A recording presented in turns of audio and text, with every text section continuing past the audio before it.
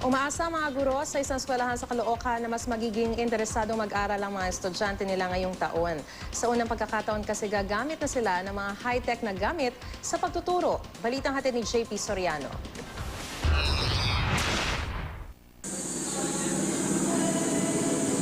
Maagang nagpunta sa Camarines High School si Teacher Angel. Aayusin na niya kasi ang lesson plan para sa Lunes. Pero hindi na siya magsusulat sa blackboard. Sa unang pagkakataon kasi, gagamitin na ang e-classroom kung saan ang lecture sa math, science at English gagamitan ng multi-touch empty board o e-board. Naka-download na rin ang mga aralin sa mga computer. Mas epektibong paraan daw ito ng pagtuturo. Ang mga bata, mas magiging active sila sa pakikinig. Hindi sila mabobore. Yung world po nila ngayon is a world of IT. So kailangan po i-expose din natin yung mga bata kasi yun po yung age nila. May 4 na e-classrooms na magagamit sa lahat ng antas. Ang problema, mahigit 8,000 ang mga estudyante sa eskwelahan, isa sa mga pinakamalaking bilang sa Caloocan.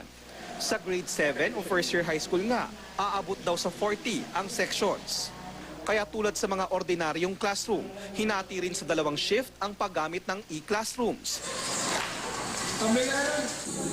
Nag-practice na ang ilang high school students ng kanilang dance number para sa school opening program.